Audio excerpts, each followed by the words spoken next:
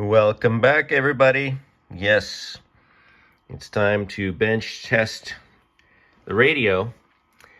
So I've got a massive spaghetti over here, some wires. Anyway, very simple connection.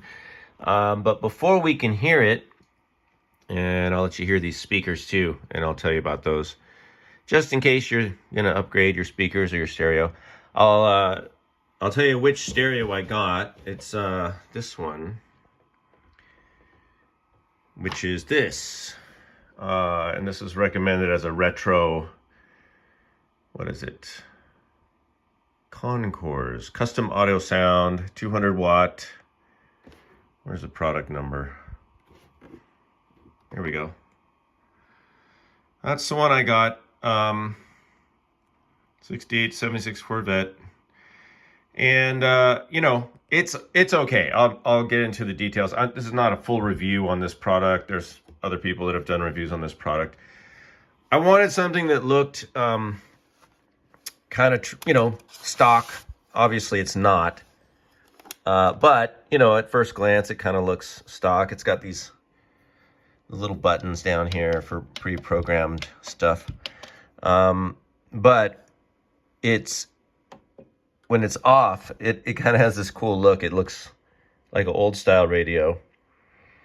And then when you turn it on, it becomes a digital radio. So anyway, I'm going to hook up both a auxiliary input. I'm charging another iPhone right now, so I can hook that up and I'll play that. But I'm also gonna put together the antenna that I bought, which is a retro antenna.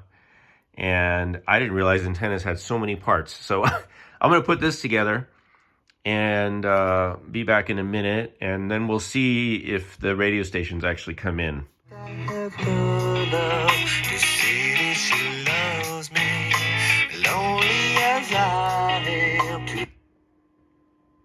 La fiesta continues. Cali 93.9, siempre de fiesta. Well, yes, I am in Los Angeles. I was looking for some classic rock. It's kind of hard to find these days. Anyway. Oh, there we go. Some R&B. So, the speakers are okay. Let me show you what they are. And of course, they're not going to sound great in this circumstance because there's no resonation box. There's no cabinet.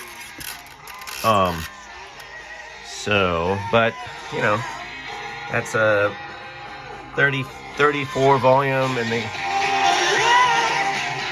there's a bit of power. Oh, sounds terrible the way it is. So let me shut this thing off so I don't want to get tagged for copyright infringement. But let me show you the speakers I'm using. Just FYI, it's kind of hard to find 4x6s. I feel like, well, most car speakers now are like, what are they, 4x9 or 3x6, 3x9, I don't know.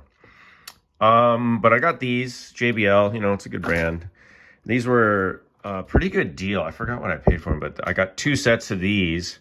And I basically just got the 4x6s because they will fit the car. So anyway, that's what I'm using. A couple sets of these JBLs. And they come with this incense, which is really cool. No, this is it's just some foam you can put around the back. It looks like incense. I did get the antenna together. Pretty easy. Let's see, what else? I don't think we need to hook up the aux. So when you turn this on, though, just FYI, it has a radio, obviously. And then if you hit this little button here, it goes to the aux. And what it is 2 RCA plugs. This is a very simple unit. You have 2 RCAs for the auxiliary input, and then you have 2 sets of, what is that for? Oh, that's for feeding something else in. And then you have your speaker, your power stuff, and your speaker wires, and there's 2 sets of speakers. So for the Vet, this works out fine. We have the dash speakers and then the like the A-pillar, kick panel speakers.